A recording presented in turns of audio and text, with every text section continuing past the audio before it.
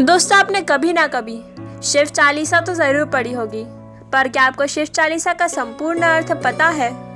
तो दोस्तों, आज हम आपको इस वीडियो में बताने वाले हैं शिव चालीसा का संपूर्ण अर्थ। श्री गणेश गिरिजा सवन मंगल मूल सजान, कहत अयोध्या दास तुम देहु अभय वरदान। अर्थात हे गिरिजा पुत्र भगवान श्री गणेश, आपकी जय हो। आप मंगलकारी है, विद्वता के दाता है। अयोध्या दास की प्रार्थना है कि प्रभु आप ऐसा वरदान दें जिससे सारे भय समाप्त हो जाए। जय गिरिजापति दीन दयाला, सदा कर संतन प्रतिपाला।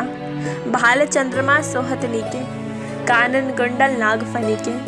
अर्थात हे गिरिजापति, हे दीन दयाला, दया बरसाने वाले भगवान शिव, आपकी जय हो।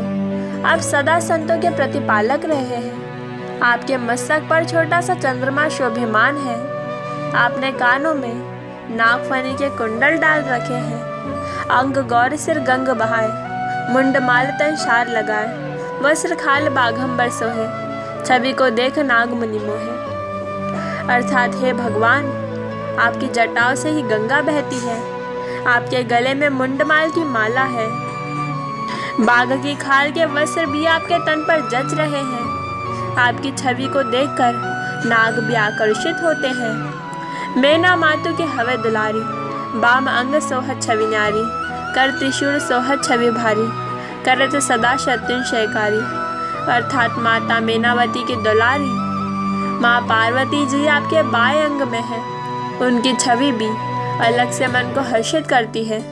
तात्पर्य है कि आपकी पत्नी के रूप में उनकी भी पूजनीय है। आपके हाथों में त्रिशूल आपकी छवि को और भी आकर्षित बनाता है। आपने हमेशा शत्रुओं का नाश किया है। नंदी गणेश सोहत है कैसे, सागर मध्य कमल है जैसे। कार्तिक श्याम और गणराव, या छवि को हित जात न खाओ। अर्थात भगवान, आपके सानिध्य में नंदी व गणेश सागर के बीच खिले कमल के समान दिखाई देते हैं। कार्तिकेय व अन्य गणों की उपस्थिति में आपकी छवि ऐसी बनती है जिसका कोई वर्णन नहीं कर सकता। देवन जब ही जाय पुकारा, तभी ही प्रभु दुख आप निवारा। किया उपद्रव तारक हारी, देवन सब मिले तुम्हें जोहारी। अर्थात हे भगवान, देवताओं ने जब भी आपको पुकारा है, तुरंत आपने उनके दुखों का निवारण किया है। तारक जैसे राक्षस के उत्पात से परेशान देवताओं ने जब भी आपकी शरण ली, आपकी गुहार लगाई, तब आपने उनके संकटों का नाश किया है। तुरज षडानन आप पठाओ, लव निमेश महामारी गिराओ। आप जलंधर असुर सहारा, सुयश तुम्हारा विदित संसारा। हे प्रभु, आपने तुरंत तारकासुर को मारने के लिए षडानन को भेजा। आपने ही जलंधर नामक असुर का संहार किया। आपके कल्याणकारी यश को तो पूरा संसार ही जानता है। त्रिपुरासुर सन युद्ध मचाई, सभी कृपा कर लीन बचाई। किया तप ही भागीरथ भारी, पुरत प्रतिज्ञा तासु पुरारी। अर्थात हे शिव शंकर भोलेनाथ, आपने ही त्रिपुरासुर के साथ युद्ध कर उसका संहार किया। वह जब पर आपने सबकी कृपा की। हे भगवान, भागीरथ के तप से प्रसन्न होकर उनके पूर्वजों की आत्मा को शांति दिलाने की उनकी प्रतिज्ञा को आपने ही पूरा किया। दानन महतुम सम कोई नाही, सेवक स्तुति करत सदा ही। वेद नाम महिमा तब गाय, अकद अनादि भेद न पाई। अर्थात हे प्रभु, आपके समान दानी और कोई दूसरा सेवक नहीं है। सेवक आपकी सदा से प्रार्थना करते आए हैं। हे प्रभु, आपका भेद सिर्फ आप ही जानते हैं, क्योंकि आप अनादि काल से विद्यमान हैं। आपके बारे में वर्णन नहीं किया जा सकता। आप अगत है। आपकी महिमा का गान करने में तो वेद भी समर्थ नहीं है। प्रगट उदति मंथन में ज्वाला, जरे सरासर भय विहाला। किन दया तब करी सहाई, नीलकंठ तब नाम कहाई। अर्थात हे प्रभु, जब क्षीर सागर के मंथन में विष से भरा घड़ा निकला तो समस्त देवता भय से कांपने लगे, परंतु आपने ही सब पर मेहर बरसाते हुए इस विष को कंठ में धारण किया, जिससे आपका नाम नीलकंठ पड़ा पूजन रामचंद्र जब किन्हा, जीत के लंक विभीषण दिन्हा। सस कमल से हो रहे धारी, किन्ह परीक्षा तभी पुहारी। एक कमल रख प्रभु राखे जोई, कमल नयन पूजन चाहे कोई। कठिन भक्ति देखी प्रभु शंकर, भय प्रसन्न दिए इच्छुतवर। अर्थात हे नीलकंठ, आपकी पूजा करके ही भगवान श्री रामचंद्र लंका को जीतकर उसे विभीषण को सौंपने में कामयाब हुए। इतना ही नहीं, जब श्री राम माँ शक्ति की पूजा कर रहे थे और सेवा में कमल अर्पण कर रहे थे, तो आपके इशारे पर ही देवी ने उनकी परीक्षा लेते हुए कमल को छुपा लिया। अपनी पूजा को पूरा करने के लिए राजवी नयन भगवान राम ने कमल की जगह अपनी आँख से पूजा संपन्न करने की ठानी। तब आप प्रसन्न हुए और उन्हें इच्छित वर प्रदान किया। जय जय जय अनंत अविनाशी, करत कृपा सबके घटवासी। दुष्ट सकल नित मोहि सतावे, भ्रमत रहे मोहि चैन न आवे। त्राहि त्राहि में नाथ पुकारो, यही अवसर मोहि आन उबारो। ले त्रिशूल शत्रुन को मारे, संकट से मोहि आन उबारो। अर्थात हे अनंत एवं नष्ट न होने वाली अविनाशी भगवान भोलेनाथ, सब पर कृपा करने वाले, सबके घर में वास करने वाले शिव शंभु, आपकी जय हो। हे प्रभु, काम क्रोध मोह लोभ अहंकार जैसे तमाम दुष्ट मुझे सताने रहते हैं। उन्होंने मुझे भ्रम में डाल दिया है, जिससे मुझे शांति नहीं मिल पाती है। हे स्वामी, इस विनाशकारी स्थिति से मुझे उभार लो, यही उचित अवसर है। अर्थात जब भी मैं इस समय आपकी शरण में रहूं, मुझे अपनी भक्ति में लीन कर मोह माया से मुक्ति दिलाओ, सांसारिक कष्टों से उभारो, अपने त्रिशूल से तमाम नष्टों का नाश कर दो। हे भोलेनाथ, आकर मुझे इन कष्ट से मुक्ति दिलाओ। मातु पिता भाता सब होई, संकट पे पूछत नहीं कोई। स्वामी एक है आस तुम्हारी, आए हरहु तब संकट भारी।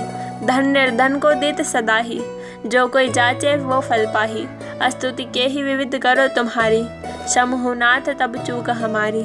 अर्थात हे प्रभु, वैसे तो जगत के नातों में माता पिता भाई बंधु नाते रिश्तेदार सब होते हैं, लेकिन विपदा पड़ने पर कोई भी साथ नहीं देता। हे स्वामी, बस आपकी ही आस है, आकर मेरे संकटों को हर लो। आपने सदा निर्धन को धन दिया है, जिसने जैसा चाहा वैसा उसको दिया है। आपकी भक्ति से हर कोई फल प्राप्त करता है। हम आपकी स्तुति, आपकी प्रार्थना किस विधि से करें? अर्थात हम अज्ञानी हैं प्रभु।